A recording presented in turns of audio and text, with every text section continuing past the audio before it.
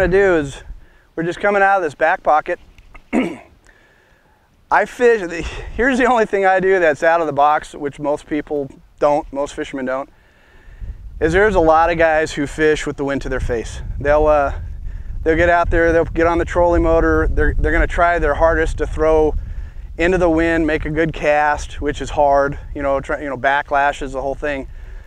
I love throwing my bait with the wind, 2 points. Now, even though you guys might be thinking I'm fishing, I'm out here in 40 foot of water, I'm technically gonna be fishing uphill on that first cast because I gotta turn the boat around a little bit so we don't get blown out. I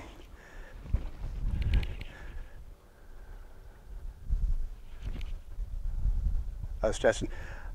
I'm fishing actually uphill on this because I'm throwing over the point and I'm bringing the bait up and over this point and then back down into open water. And the biggest thing on this, pre and post spawn, it's all about timing. There's gonna be something where, and you gotta really pay attention. You're gonna throw out, you're gonna rip a bait, and some guys are really quick rip bait fishermen. They rip, pop, reel, rip, pop. And when you're doing that, you're really gonna work that upper water column. The upper water column, even though I'm fishing out into open water after I get past this point, I'm still fishing uphill because the surface of the air is uphill. You're pulling fish from a deeper stature in the water, deeper area in the middle or bottom column, and you're bringing them up. So you're actually fishing uphill in that, and that's the only way. That's a little bit of a twist what most people would think, but it has a big factor. And your ambush spot, the dinner plate that they'd commit on, is your boat. So when you fish these baits, or any bait, make sure you fish it all the way to the rod tip, because you're gonna have fish come right up at the boat, even in open water, that'll commit on it. Now, when I'm testing the waters, I always there's two things. If I'm throwing top water and I got a floater on, I go dead slow. And we've already discussed this. It's in some of the vlogs that Tackle Warehouse already has up over at Diamond Valley. But when I'm doing a rip bait technique, I like trying to do the rip bait a little bit quicker just to see if the activity level is faster.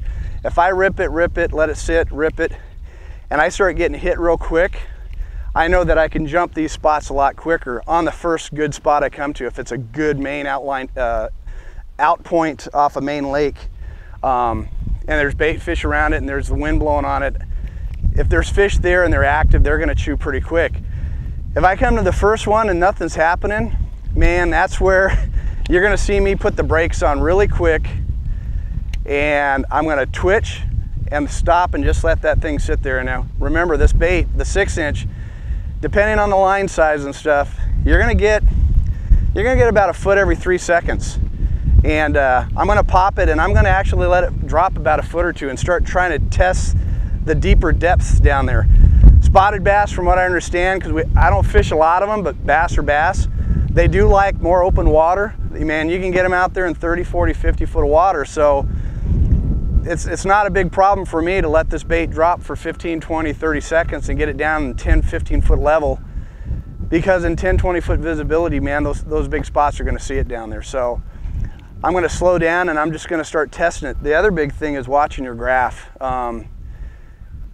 Outside point rip baits, if you can find the points that the blueback herring, the trout are on, the gizzard shad, threadfin, and you see the bait fish and then you see the fish on it, I mean, that's just bonus. That's just putting that onion effect, the layering, to really start breaking down the water column and figuring out what's going on. And when you do that, I'm telling you, things are gonna happen a lot quicker. You're gonna be able to pattern things a lot quicker. And then it's just time on the water, finding the right areas.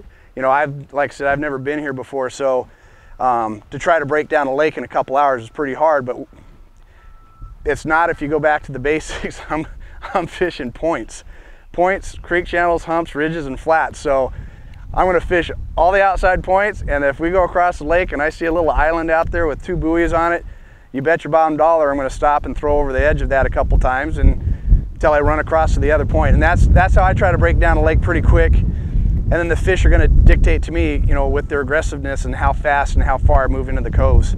But like I said, the weather's picking up again, so the perfect time. This is a great time to start testing these pre and post spawn fish out here on the main lakes. Yeah, I gotta give a shout out over to BassCat. I was at the fire department, you know, Spro called up, say, hey, you want to go do a riders conference up on Lake Lainer? And I'm like, absolutely. I only have a couple days off. I can't get my BassCat up there. What can I do? So I called Rick Pierce up. The guy had one of his buddies, drive out his personal boat, Rick's boat, out here. I don't know how many miles it is from Arkansas, Mountain Home, but it's got to be a 12-hour drive. And when I got off the plane and showed up here at Lake Lanier at the lodge, the boat's sitting in the parking lot. So, and they're going to come back and pick it up, which is just phenomenal. It just shows, you know, the class and the type of people nowadays in the industry that are still striving and doing a good job, what they do to keep us all fishing. So definitely a shout out to Rick.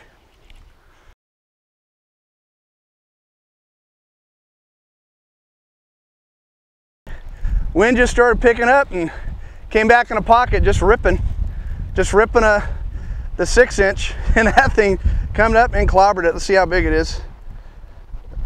It's not that big. Oh, maybe so. Look at that donkey.